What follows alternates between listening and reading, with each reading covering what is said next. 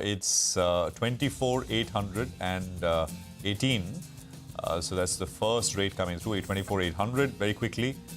The Sensex is starting about 0.25% lower, 80,972. So 961, 950. So, I mean, moving around. So 67, 70 points lower on the Nifty right now. So 24,775 is what we have. That's 1/3% now. Bank Nifty is down 150 points, 50,427 on the Nifty Bank. That's 150-point knock, about 1/3% lower there as well. So this is, I think, largely on expected lines. The IT index is down about 0.4%. The Nasdaq was down 2.5% on Friday. The heat map, the Nifty heat map gives you a snapshot view. I mean, I think that about 14, 15 stocks are higher. The rest of the sort of Nifty 15 names are all starting at least in the red at this point in time. But all about stocks as always. Rima, take it away. So let's start with Shriram Finance. That's the top Nifty gainer. UBS has raised the target price to 38.50. Abhishek was just telling us about it. Britannia also opens up in the green. Remember, they've got all the approvals for capacity expansion. They're planning to invest about 300 crores. This is at the Ranjangaon plant. HUL is also one of the big movers. It's a near 1% gain on HUL. They've formed a committee to evaluate the future plans for the ice cream business. So some FMCG stocks are higher. You've got strength in Asian Paints. It was up 4.5% last week on the back of a decline in crude prices. They've started off this week on the positive note. Life insurance companies, SBI Life, HDFC Life too, have opened up with strength. In the IT names, it's TCS, which catches your attention. And Bajaj Finance, remember, it'll get nearly 3,000 crore from the monetization of its stake in Bajaj Housing Finance.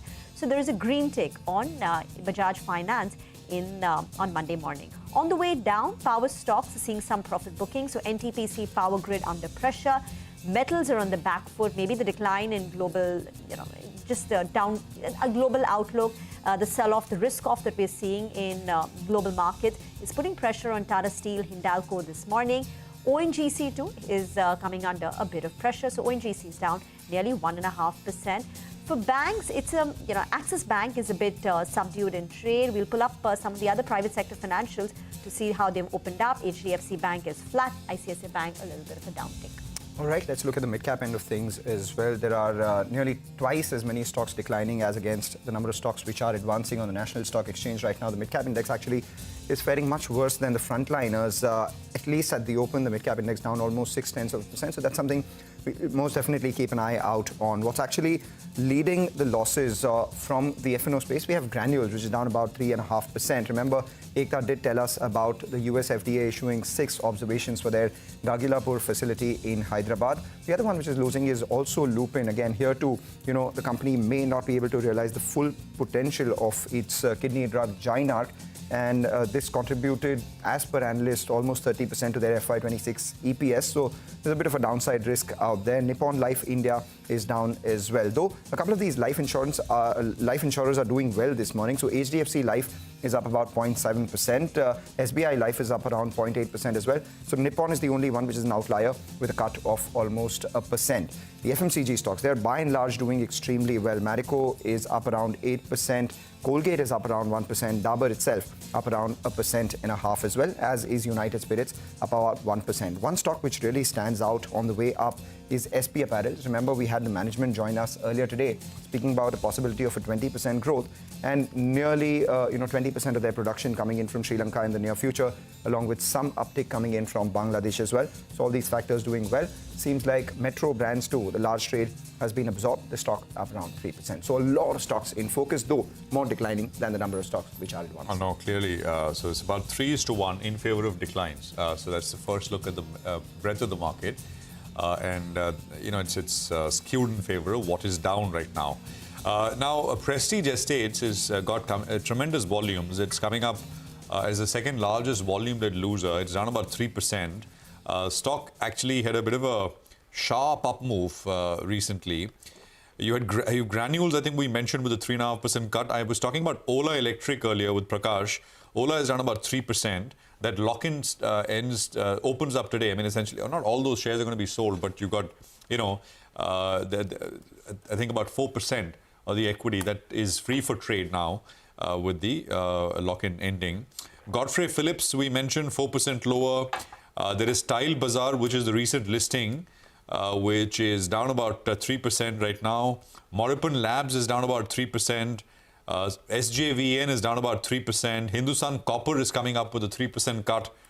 Wockhardt Pharma was, of course, I mean, it sold off on Friday as well.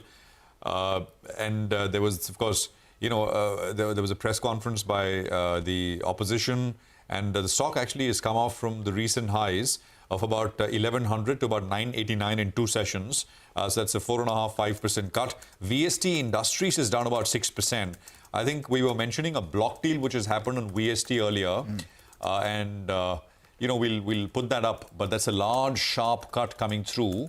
450, 451. The block deal happened, of course, on Friday, and a large marquee sort of investor in VST has been the seller. Bector Foods is down about 5%, 1719 on Bector Foods.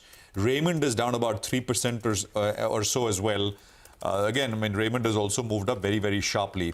I mean, the advanced decline is not budging. It's right there, and very little is moving it at this stage. On the upside, Premier, the new listing is up 7%, 7.5%, 8% actually. So 1179 on Premier Energies. Look at that go. I mean, just incredible.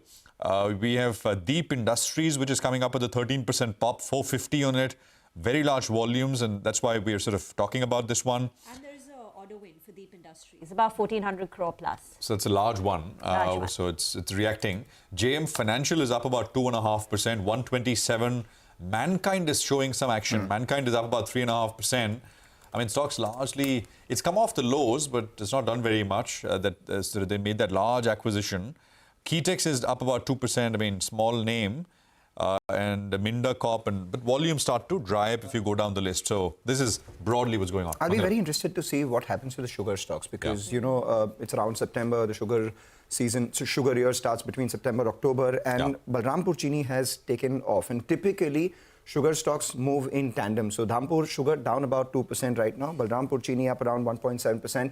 But if you pull up the intraday chart of the stocks, you would know that, there is some traction building up out here. All these stocks typically move in tandem. So if one leads the charge out here, do others follow or not is something that we'll keep an eye out on. So there you have it. Opened in the red, saw a bit of a spike, saw another spike, and now at the high point of trade, whereas the others are still struggling at lower levels. All right. So we'll keep an eye out on this space. Usually moves as a pack when it does, and we'll see if that is the case today.